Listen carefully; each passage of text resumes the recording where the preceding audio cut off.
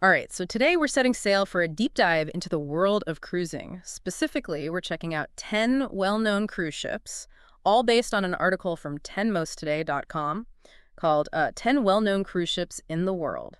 It's from November 12th, 2018. Now, I don't know about you, but when I think about cruises, I'm picturing myself, on deck, lounging with some fruity drink in my hand. Oh, absolutely. But before we get too carried away with those daydreams, let's actually, take a look at this list and what it tells us about cruising today. Yeah, you know what's really interesting is just how dominant Carnival Cruise Line is on this list. They have 7 out of the 10 ships featured. And that kind of market share, that says something. It really does. But is that a good thing? Yeah. Does having one cruise line with that much dominance, does that stifle competition? Does it maybe even, hold back innovation in the industry? Or could it be that Carnival is just that good at giving people what they want? That's the big question, isn't it? Mm-hmm. It's a bit of a double-edged sword, really. Mm-hmm. On the one hand, Carnival's success does suggest that they've found a formula, something that resonates with a large segment of cruisers. Right. But at the same time, you're right. Too much dominance can lead to stagnation. Right. So it'll be really interesting to see how other cruise lines respond to this challenge. Yeah, definitely something to keep an eye on. Okay, so I was thinking instead of, going through the list one by one, which I think could get a little repetitive, why don't we try grouping these ships by, what they offer? So we could look at ships that are perfect for families, then maybe move on to the ones that are, geared towards luxury, and finally those that are great for, a quick getaway. I like that. I think that's a good approach. Yeah. It lets us really explore the diversity of the cruise industry as a whole and see how these ships cater to different needs and desires. Exactly. So let's start with the ships that are, really designed with families in mind. And looking at the list, the Carnival Liberty, the Carnival Imagination, and Royal Caribbean's Enchantment of the Seas, those really stand out. Oh, yeah, the Carnival Liberty with that massive 14,500 square foot fitness center. Yeah. That kind of speaks to that growing trend of health and wellness. Even while traveling, it's not just about indulging anymore. People want to maintain their routines even on vacation. That is so true. I actually find myself working out more on vacation just because the gyms are usually so nice. And it's not just for adults either. The Carnival Imagination, it's got that Seuss at Sea program for the little ones. You know what, I'm noticing a pattern here with Carnival? They're all about appealing to a wide range of ages and interests. Yeah, exactly. They're really making themselves the go-to option. Yeah. For those, multi-generational family vacations. And it's not just about keeping everyone busy, Yeah. They're catering to different styles of vacationing too. Like the Enchantment of the Seas, for example, offers high-energy activities like bungee trampolines and a rock climbing wall. But it also has relaxing options, like the adults-only solarium pool. Oh, that's a good point. So you could have grandma chilling by the pool while the kids are off burning energy somewhere else. It's almost like they're creating these mini resorts within these ships to make sure everyone has their ideal vacation experience. It's really quite clever. Yeah. And, speaking of catering to specific needs, the Norwegian Sky is a great example of a ship that's really leaning into a particular value proposition. Ah, yes, the Norwegian Sky. With the free ultimate beverage package, that's a game changer, especially for people who enjoy a cocktail or two while sailing. Do you think that's becoming more the norm? Or is it more of a tactic to attract, those budget-conscious cruisers? That's an interesting strategy for sure. It definitely appeals to a certain type of cruiser, but it also raises questions about the overall cost of cruising. Are they making up for those free drinks elsewhere? Or is this, truly a value add? It's something potential cruisers should definitely research carefully. Yeah, that's a good point. As we're talking about all these ships, I'm realizing that choosing a cruise, it's about so much more than just picking a destination. It's about understanding what kind of experience you're looking for and finding the ship that best aligns with that. Absolutely. It's about considering your priorities, whether it's relaxation, adventure, family fun, or maybe a little bit of everything. Exactly. All right, so let's move on to the ships that just scream luxury.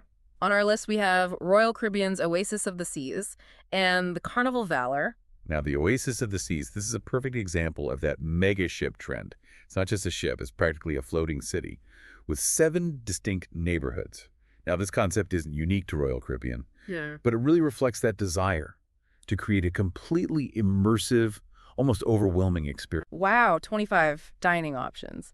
Broadway shows, zip lines. It's like they're trying to outdo themselves with each new mega ship. But isn't there a risk of it becoming too much? Can you really appreciate everything a ship like that offers in just a week-long cruise? Yeah, it's a valid point. I think for some, The sheer scale and variety could be overwhelming. It really depends on your personality type, you know? Some people thrive on having endless options, while others prefer a more curated and intimate experience. Right. And that's where a ship like the Carnival Valor might come in. Right. It's still a large ship, but its focus on that heroes and heroines theme suggests a more curated and perhaps even more theatrical experience. Exactly. They've incorporated that theme into everything. Yeah. From dining options to their dedicated Ivanhoe theater, it's about creating a cohesive narrative and immersing guests in a particular world, which can be very appealing to those who, appreciate storytelling and theatricality. It makes you wonder if the cruise industry is moving towards, more specialized experiences, catering to specific interests and personalities. That's a really fascinating observation, something we'll have to keep an eye on as we explore the remaining ships on our list. All right, so before we get ahead of ourselves, let's take a break. And we'll come back to explore those ships that are perfect for quick getaways in part 2 of our deep dive. All right, so we're back and ready to continue exploring these amazing cruise ships. Before the break, we were talking about, ships becoming like these floating cities with something for everyone. Now let's shift gears a bit and look at those ships that are perfect for those quick escapes, when you just need a few days of sun and fun. Yeah, those short cruises have become so popular. And looking at our list, we have 2 from Royal Caribbean that fit that bill. The Majesty of the Seas and the Enchantment of the Seas. Plus, we have the Norwegian Sky as well. What's interesting is that both of those Royal Caribbean ships, the Majesty and the Enchantment, they've both been recently updated. Even though they specialize in, shorter itineraries, you'd think they'd focus those big renovations on their flagship vessels. You would think so, right? But it actually makes a lot of sense. You see, they're not just competing with other cruise lines. They're also competing with land-based resorts. People have so many options for quick getaways these days. So these ships need to offer a really compelling experience, even if it's just for a few days. So it's like they're saying, hey, you can get just as much excitement and luxury on a 3-day cruise as you can on a week-long one. Exactly. Take the Majesty of the Seas, for example. They've added that Splashaway Bay Aqua Park, which is a huge draw for families. And they've also renovated the spa. So you have the option to be active or to just completely relax and pamper yourself, all within a shorter time frame. Right, and let's not forget the Norwegian Sky with that free ultimate beverage package. On those short cruises, talk about a way to entice people. It definitely grabs your attention. Yeah. But it makes you wonder, though, if this focus on freebies and constant updates, is it taking away from the core cruise experience? The joy of being at sea, exploring new destinations. That is a really good point. Are we losing sight of the destination in favor of all those onboard bells and whistles? Maybe that's a conversation for another deep dive, but it's definitely something to think about. Definitely. Okay, so let's move on to the final 3 ships on our list. All from Carnival this time. We have the Carnival Inspiration, the Carnival Elation, and the Carnival Valor. Okay, so 2 of these. The Inspiration and the Elation, they've also undergone some pretty significant renovations recently. Seems like Carnival is really investing in keeping their fleet up to date. But what really struck me is the variety of dining options that they're highlighting on these ships. We've got everything from Guy's Burger Joint on the Inspiration to a 24-hour pizzeria on the Elation. Yeah, it seems like Carnival's really leaning into the food scene these days, and they're not alone. A lot of cruise lines are partnering with celebrity chefs and, popular restaurant brands to elevate their culinary offerings. It's becoming a key differentiator, especially for those who really prioritize good food on vacation. Yeah, and it's not just about fine dining either. It's about variety, catering to different tastes. You can grab a casual meal by the pool or have a multi-course experience at a specialty restaurant. It's all about choice. And of course, let's not forget the classic cruise ship buffet, still a staple offering tons of options to satisfy every craving. Oh yes, the buffet. I have a love-hate relationship with those. So tempting, yet so dangerous. Speaking of temptation though, the Carnival Valor caught my eye with that unique heroes and heroines theme. Yeah, it is unique. Most ships go for a more general theme, like a tropical paradise or a classic elegance. But the Valor's theme suggests a real focus on storytelling, creating a more immersive experience. They even have a dedicated theater for live shows, which not all ships offer. It's almost like they're blurring the lines between a cruise ship and a theme park. Is that a good thing? I guess it depends on what you're looking for in a vacation. Exactly. Some people crave that kind of immersive, over-the-top experience, while others prefer a more traditional cruise ambience. Okay, so we've covered ships for families, ships for luxury, and ships for quick getaways. We've talked about the trend of mega ships. the focus on food, and the importance of, catering to different needs and desires. But what does all this mean for the future of cruising? Where do you see the industry heading? That's the big question, isn't it? Well, I think we'll continue to see a push for bigger and bolder ships, offering even more amenities and experiences. But I also think there's a growing market Mhm. for smaller, more intimate ships. You know, the kind that focus on destination immersion and a slower pace of travel. I think you're right. It's all about finding that balance between innovation and tradition, between catering to the masses and Well, providing those personalized experiences. And you know what? As cruisers, we have more choices than ever before. It's a pretty exciting time to be exploring the world by sea. absolutely. And as we wrap up our deep dive into these 10 well-known cruise ships, I really encourage you to think about what kind of cruise experience appeals to you. What are your priorities? What kind of atmosphere do you enjoy? And most importantly, where do you want to go? Because ultimately, it's not just about the ship, it's about the journey. It's about exploring new places, creating memories, and embracing the adventure. That comes with setting sail on the open sea. And with that thought in mind, we'll leave you to ponder your next cruise adventure. Until next time, happy sailing.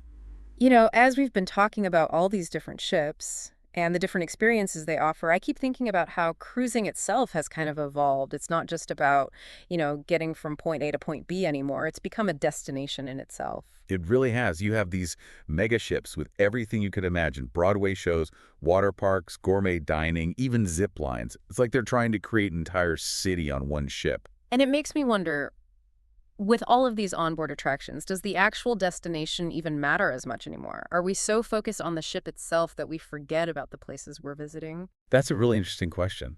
And it's something the cruise industry is definitely grappling with. They're investing so much in those onboard experiences. But they also want to highlight, the unique destinations they visit. It's a tricky balance to strike. It really is. I mean, think about it. You could spend an entire week on a ship like the Oasis of the Seas and never even set foot on land. Would that be a true cruise experience, or would it feel more like you're just at a floating resort? That's a tough one. It depends on your perspective, I think. For some people, the ship is the destination. They're looking for that all-inclusive, self-contained experience where they can relax and be entertained and never have to worry about logistics. Right. But then for others, the allure of cruising is really about the journey itself. It's about exploring new cultures, experiencing different landscapes, and embracing that sense of adventure that comes with, sailing to far-off places. Exactly. And that's why choosing the right cruise is so important. You really need to consider your personal travel style. Are you someone who wants to be constantly stimulated with activities and entertainment? Or do you prefer a more laid-back approach, where you can savor the simple pleasures of just being at sea? That's such a good point. There's really no right or wrong answer. It's all about finding the cruise that fits your individual needs and desires. And I think that's what makes cruising so appealing. There's truly something for everyone. Absolutely. Whether you're looking for a romantic getaway, a family adventure, or even a solo exploration of the world, there's a cruise out there waiting for you. And who knows? Maybe one of the ships we've talked about today has sparked your interest. Perhaps you're picturing yourself sipping a cocktail on the deck of the Carnival Elation. Or maybe you're marveling at those Broadway caliber shows on the Oasis of the Seas. Or maybe you're dreaming of a more intimate cruise on a smaller vessel, where you can really connect with nature and explore those hidden coves. Whatever your vision, we encourage you to keep exploring the world of cruising. Research different ships, browse itineraries, talk to people who've cruised before. And most importantly, don't be afraid to step outside of your comfort zone. Embrace the unexpected and let the journey itself be your guide. Because ultimately, that's what cruising is all about. It's about embracing the unknown, creating lasting memories, and discovering the magic that happens when you set sail on the open sea. Well said. Until our next deep dive, we wish you fair winds and following seas. May your travels be filled with wonder and adventure, and of course, a healthy dose of relaxation.